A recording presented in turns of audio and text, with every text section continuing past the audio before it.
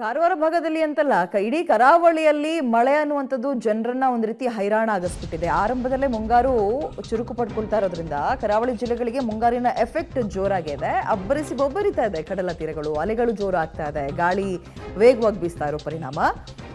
ಹಾಗಾಗಿ ಅರಬ್ಬಿ ಸಮುದ್ರದಲ್ಲಿ ರಣಭಯಂಕರ ಅಲೆಗಳ ಅಬ್ಬರ ಕರಾವಳಿ ಭಾಗಕ್ಕೆ ಜೋರಾದ ಪರಿಣಾಮವನ್ನ ತರ್ತಾ ಇದೆ. ಕಡಲ್ ಕೊರೆತದಿಂದ ಸ್ಥಳೀಯರಲ್ಲಿ ಆತಂಕ ಹೆಚ್ಚಾಗ್ತಿದೆ. ಮನೆಗಳಿಗೆ ಏನಾದರೂ ಹಾನಿಯಾಗ್ಬಿಟ್ರೆ ಪಾಪ ಸಾವಿರಾರು ಮನೆಗಳು ಕೊಚ್ಚಿ ಹೋಗುವ ಆತಂಕದಲ್ಲಿದೆ. ಈಗ ಆಲ್ರೆಡಿ ಬುಡ ಸಮೇತ ಕಡಲ್ ಕೊರೆತಕ್ಕೆ ತೆಂಗಿನ ಮರಗಳೆಲ್ಲವೂ ಕೂಡ ಆಳೆತ್ತರದ ತೆಂಗಿನ ಮರಗಳು ವರ್ಷಾಂತರದಿಂದ ಅಂದ್ರೆ ಹಲವು ವರ್ಷಗಳಿಂದ ಇದ್ದಂತಹ ತೆಂಗಿನ ಮರಗಳೇ ಹೋಗ್ತಾ ಇದೆ.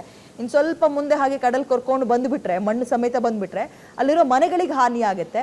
ಇದು ಆತಂಕ ಅಲ್ಲಿನ ಭಾಗದ ಜನರಿಗೆ. ಕರಾವಳಿ ಜಿಲ್ಲೆ ಉಡುಪಿಯಲ್ಲಿ ಕಳೆದ ಒಂದು ವಾರದಿಂದ ಮಳೆ ಬಿದ್ದ ಕಾರಣ, ಗಾಳಿ ಮಳೆಯ ರಭಸದ ಕಾರಣ ಅರಬ್ಬಿ ಸಮುದ್ರ ಪ್ರಕ್ಷುಬ್ಧ ಆಗಿದೆ.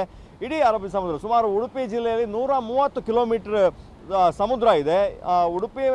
ಉಡುಪಿಯಲ್ಲಿ ಹೆಜಮಾಡಿ ಮತ್ತು ಶಿರೂರಿನ ಡಿಸ್ಟೆನ್ಸ್ ಏನಿದೆ ಇಲ್ಲೆಲ್ಲವೂ ಕೂಡ ಸಮುದ್ರ ಆವರಿಸಿಕೊಂಡಿರುವಂಥದ್ದು. ಇಲ್ಲಿ ಪ್ರಮುಖವಾಗಿ ಕಾಪು ತಾಲೂಕಿನಲ್ಲಿ, ಕುಂದಾಪುರದ ಕೆಲವೆಡೆ ಮತ್ತು ಮರವಂತೆ ಆಸುಪಾಸಿನಲ್ಲಿ ಕಡಲ್ ಕೊರೆತ ಆಗ್ತದೆ. ಸದ್ಯಕ್ಕೆ ಕಡಲಿನ ಅಬ್ಬರ ಎಷ್ಟಿದೆ ಅಂತ ನಾವು ನೋಡ್ತಾ ಇದ್ದೇವೆ. ಯಾವಾಗಲೂ ಹಾಗೆ ಮಳೆ ಒಂದು ವಾರ ಬಂದ ನಂತರ ವಿಪರೀತವಾದ ಗಾಳಿ ಇದ್ದ ಸಂದರ್ಭದಲ್ಲಿ ಮಳೆ ಕಮ್ಮಿಯಾದ ಕೂಡಲೇ ಕಡಲಿನ ಅಬ್ಬರ ಶುರುವಾಗ್ತದೆ. ನಾವು ನೋಡ್ಬೋದು, ಹವಾಮಾನ ಇಲಾಖೆ ಈಗಾಗಲೇ ಒಂದು ಮುನ್ಸೂಚನೆ ಕೊಟ್ಟಿದೆ. ಸುಮಾರು 3 ರಿಂದ 4 ಮೀಟರ್ನಷ್ಟು ಎತ್ತರದ ಅಲೆಗಳು ಬಂದು ಕಡಲಿಗೆ ಅಬ್ಬಳಿಸ್ತದೆ. ಹಾಗಾಗಿ ಮೀನುಗಾರರು ಯಾರು ಕೂಡ ಕಡಲಿಗೆ ಇಳಿಬಾರ್ದು ಅಂತೇಳಿ. ಹಾಗಾಗಿ ಯಾವುದೇ ದೋಣಿಗಳು ಸಮುದ್ರದಲ್ಲಿ ನಮಗೆ ಕಂಡು ಬರ್ತಾ ಇಲ್ಲ, ಯಾರು ಕೂಡ ಫಿಶಿಂಗ್ ಮಾಡ್ತಾ ಇಲ್ಲ. ನಾವು ನೋಡ್ಬೋದು, ಇದು ಕಾಪು ತಾಲೂಕಿನ ಮಟ್ಟು ಮತ್ತು ಕಾಪು ಆಸುಪಾಸು. ಇಲ್ಲಿ ಐ ಆಕಾರದಲ್ಲಿ ಸಮುದ್ರಕ್ಕೆ ಕಲ್ಲುಗಳನ್ನು ಹಾಕಿದ್ದಾರೆ.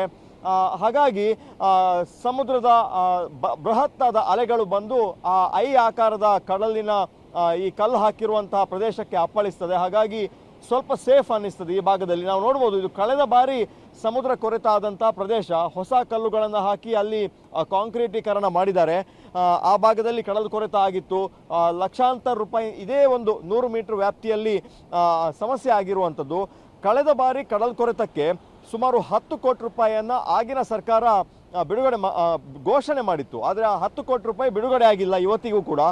ಈ ಹೊಸ ಸರ್ಕಾರ, ಸಿದ್ದರಾಮಯ್ಯ ಸರ್ಕಾರ, ಜಿಲ್ಲಾ ಉಸ್ತುವಾರಿ ಸಚಿವೆ ಲಕ್ಷ್ಮೀ ಹೆಬ್ಬಾಳ್ಕರ್ ಅವರು ಆರಂಭಿಕ ಮೊತ್ತ 3 ಜಿಲ್ಲೆಗಳಿಗೆ 5 ಕೋಟಿ ರೂಪಾಯಿಯನ್ನು ಸರ್ಕಾರ ಕೊಡ್ತದೆ ಅನ್ನುವಂಥ ಒಂದು ಘೋಷಣೆಯನ್ನು ಮಾಡಿದ್ದಾರೆ. ಕಳೆದ ಬಾರಿಯ 10 ಕೋಟಿ ರೂಪಾಯಿ ಬಾಕಿ ಇದೆ. ಈ ಬಾರಿ ಮತ್ತೆ ಘೋಷಣೆ ಆಗಿದೆ, ದುಡ್ಡು ಈವರೆಗೆ ಬಂದಿಲ್ಲ. ಆತಂಕದಲ್ಲಿ ಮೀನುಗಾರರ ಮನೆಗಳು ಇರುವಂಥದ್ದು. ನಾವು ನೋಡ್ಬೋದು, ಒಂದು ಭಾಗದಲ್ಲಿ ಸಮುದ್ರ, ಒಂದು ರಸ್ತೆ, ಸುಮಾರು ಒಂದು 35-40 ಮೀಟರ್ನಷ್ಟು ಮಾತ್ರ ಭೂಭಾಗ ಇದೆ. ಆ ಭಾಗದಲ್ಲಿ ಮತ್ತೆ ನದಿ ನಮಗೆ ಕಾಣಿಸ್ತದೆ ದೃಶ್ಯಗಳಲ್ಲಿ ಕೂಡ. ಈ ನಡುವೆ ಮೀನುಗಾರರು ತಮ್ಮ ಮನೆಗಳನ್ನು ಕಟ್ಕೊಂಡಿದ್ದಾರೆ. ಯಾರಾದರೂ ಕೇಳ್ಬೋದು, ಈ ಒಂದು ಆತಂಕದ ಪರಿಸ್ಥಿತಿಯಲ್ಲಿ ಅವರು ಯಾಕೆ ಇಲ್ಲಿ ಮನೆ ಕಟ್ಟಬೇಕು ಅಂತೇಳಿ. ಅವರ ತಲೆಮಾರುಗಳಿಂದ ಇಲ್ಲೇ ಅವರು ಜೀವನವನ್ನು ಮಾಡ್ತಾ ಇರುವಂಥದ್ದು. ಫಿಶಿಂಗಿಗೆ ಹೋಗಬೇಕಾದ್ರೆ ಅವರು ಕಡಲ ತಡಿಯಲ್ಲೇ ಇರಬೇಕು, ತಮ್ಮ ಬೋಟ್ಗಳನ್ನು ಇಲ್ಲೇ ಕಟ್ಟಬೇಕು. ಹಾಗಾಗಿ ಅವರು ಇಲ್ಲೇ ಜೀವನವನ್ನು ಮಾಡ್ತಾ ಇದ್ದಾರೆ. ಇವರಿಗೆ ಆತಂಕ ಇದೆ.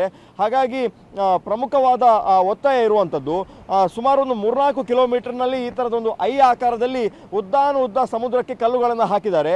ಇದನ್ನು ಇಡೀ 100 ಕಿಲೋಮೀಟರ್ ಅಂದರೆ 130 ಕಿಲೋಮೀಟರ್ ಕಡಲು ಇದೆ, ಅಲ್ಲೆಲ್ಲವೂ ಕೂಡ ವಿಸ್ತರಣೆ ಮಾಡಬೇಕು, ಒಂದು ಶಾಶ್ವತವಾದ ಪರಿಹಾರ ಆಗಬೇಕು ಅನ್ನುವಂಥದ್ದು. ಜನವಸತಿ ಪ್ರದೇಶ ಮಾತ್ರ ಅಲ್ಲ, ಇಡೀ ಸಮುದ್ರ ತೀರ ಇದೆ, ಅಲ್ಲಿ ಈ ಥರದ ಒಂದು ಶಾಶ್ವತ ಪರಿಹಾರವನ್ನು ಮಾಡಬೇಕು ಅನ್ನೋ ಹಿನ್ನೆಲೆಯಲ್ಲಿ ಒತ್ತಾಯವನ್ನು ಮಾಡ್ತಾ ಇರುವಂಥದ್ದು.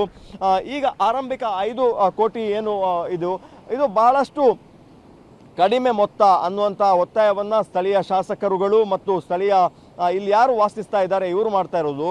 ಹಾಗಾಗಿ ಇಡೀ ಕರಾವಳಿ ಭಾಗ ಈ ಮುಂಗಾರಿಗೆ ಒಂದು ರೀತಿ ತತ್ತರಿಸಿ ಹೋಗ್ತಾ ಇದೆ. ಕಡಲ್ ಕೊರೆತ ಅನ್ನುವಂಥದ್ದು ಕಡಲ ತೀರದಲ್ಲಿ ಮನೆ ಮಾಡ್ಕೊಂಡಿರೋರಿಗೆ ಒಂದು ರೀತಿ ರಾತ್ರಿ ಆಗ್ತಾ ಇದ್ದಂತೆ ಎಲ್ಲಿ ಮನೆಗಳಿಗೆ ಸಮಸ್ಯೆ ಆಗುತ್ತಪ್ಪ, ಅಲೆಗಳು ಬಂದು ಎಲ್ಲಿ ಮನೆಯನ್ನ ನಾಶ ಮಾಡುತ್ತಪ್ಪ ಅನ್ನೋ ಆತಂಕವನ್ನ ಹೆಚ್ಚು ಮಾಡ್ತಾ ಇದೆ.